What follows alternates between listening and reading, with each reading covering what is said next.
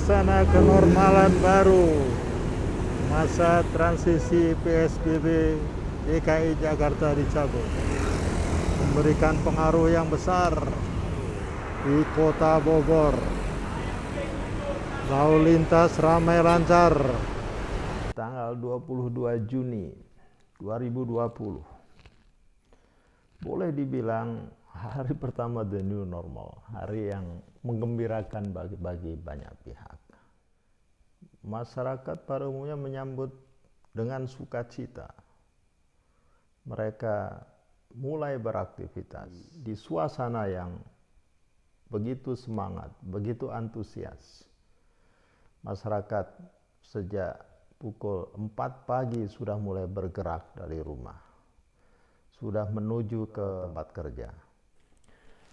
Kita coba saksikan di stasiun komuter lain Kota Bogor. Pukul 8.30 menit, penumpang masih begitu antusias untuk menuju ke komuter lain.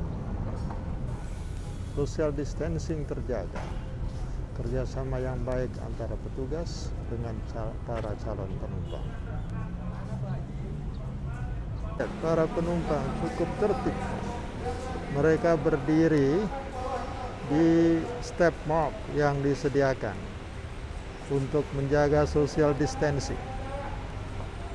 Alhamdulillah, kerjasama yang baik antara petugas dengan para calon penumpang. Kita lihat mereka menuju ke step mark. Tertib. Menarik bukan tayangan tadi? Social distancing diatur dengan baik. Setiap orang menyadari pentingnya social distancing di kerumunan. Tapi yang mau saya soroti di sini adalah solusi kolaboratif antara berbagai pihak, pengelola komuter lain dengan beberapa pihak di sekitarnya. Ada aparat keamanan, institusi kesehatan di sana. Jadi mereka bekerja sama, yang saya sebut sebagai solusi kolaboratif. Kita bisa lihat saja bagaimana mereka menyiapkan stasiun dengan baik. Ada tanda step mark, ada petugas yang selalu mengingatkan, menjaga jarak, berdirilah di tempat yang telah disediakan ada step mark. Kalau terpaksa berkerumun, maka kemudian harus menjaga jarak secara fisik. Dari saya ke orang di depan saya, dengan orang di samping kiri saya, dengan orang di samping kanan saya, dengan orang di belakang saya. Bisa saja orang di belakang saya tiba-tiba merapat dan kemudian bersin di sekitar saya. Itu sangat mungkin terjadi dan itu sering saya alami seperti itu. Hindarkan orang yang sedang ngobrol, sedang berbicara, apalagi tanpa masker. Percikan bisa terjadi. Jadi kita perlu waspada saja. Perlu memiliki keputusan bagaimana kita berada di kerumunan. Perilaku penting lainnya adalah bagaimana seseorang meningkatkan daya tahan tubuh. Setiap orang perlu memiliki perilaku pola makan yang bersih, sehat, dan istirahat yang cukup. Proses perubahan perilaku benar-benar memerlukan solusi kolaboratif. Melakukan perencanaan di tingkat institusi, di tingkat individu, masing-masing orang perlu memiliki perilaku yang baik, yang ujungnya bisa menjadi healthy lifestyle-nya. Katakanlah sebagian besar masyarakat sudah memiliki healthy lifestyle, maka kemudian itu untuk cukup mengamankan bagi dirinya dan bagi banyak masyarakat di sekitarnya. Benarkah semua institusi, perkantoran, pemerintah maupun swasta melakukan adjustment, penyesuaian di dalam kantornya? Poin-poin penting berkaitan dengan pencegahan penularan COVID-19 bisa dimasukkan dalam peraturan kepegawaian mereka. Apakah protokol kesehatan COVID-19 sudah diintegrasikan ke dalam K3 misalnya? shift pergantian pegawai antar waktu itu sepertinya belum dilakukan oleh beberapa pihak. Dampaknya hanya di satu tempat di Kota Bogor, itu baru satu stasiun Kota Bogor, Bojonggede misalnya, Depok misalnya. Apa yang terjadi di sana? Kemungkinan penumpukan penumpang seperti yang terjadi di Kota Bogor juga terjadi. Kesiapsiagaan perkantoran, tataran kebijakannya, kemudian bagaimana mengontrol pelaksanaan kebijakan itu sendiri, menyediakan fasilitas yang sesuai dengan kebijakan yang ada, dan itu semua akan membantu perusahaan untuk tetap produktif.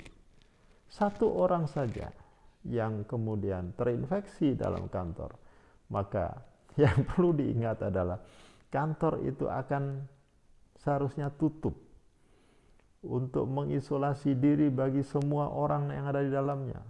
Berapa banyak kesempatan yang hilang, produktivitas yang akan hilang ketika ada satu orang yang terinfeksi. Solusi kolaboratif. Kebanyakan perkantoran berada di gedung-gedung bertingkat. Bagaimana tenan yang ada di gedung bertingkat itu bekerja sama dengan pengelola gedungnya? Apakah pengelola gedungnya sudah memiliki satu keputusan yang terbaik untuk social distancing diatur di dalam lift, di dalam eskalator, tangga darurat, semuanya dipersiapkan. Jadi solusi kolaboratif tingkat tinggi, semua pihak yang ada di satu lingkungan yang sama perlu memiliki kesamaan, cukup terjaga, tidak ada satu orang pun yang kemudian terinfeksi maupun menginfeksi. Kita ambil satu contoh, gedung bertingkat. Satu saja kantor yang lalai, tidak menegakkan protokol COVID. Ancamannya apa? Semua kantor yang ada dalam satu gedung itu akan terancam ditutup. Itu keputusan pengelola gedung, keputusan pemerintah agar supaya tidak semakin banyak orang terinfeksi di dalam gedung itu. Poinnya adalah kantor yang ada di dalam gedung itu akan ditutup dan setiap orang harus mengisolasi diri.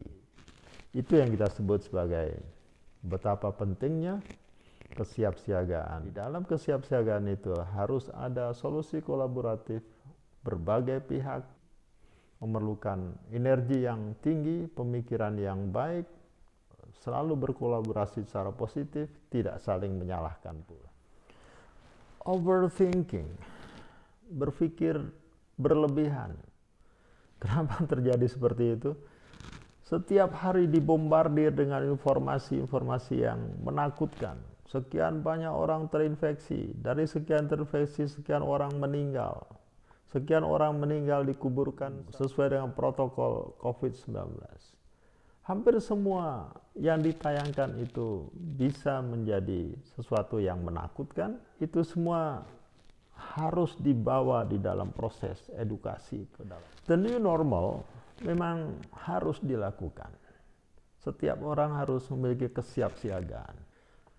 Tidak harus menunggu satu kesempurnaan. Setiap orang perlu beraktivitas, mengatur ritmenya kembali.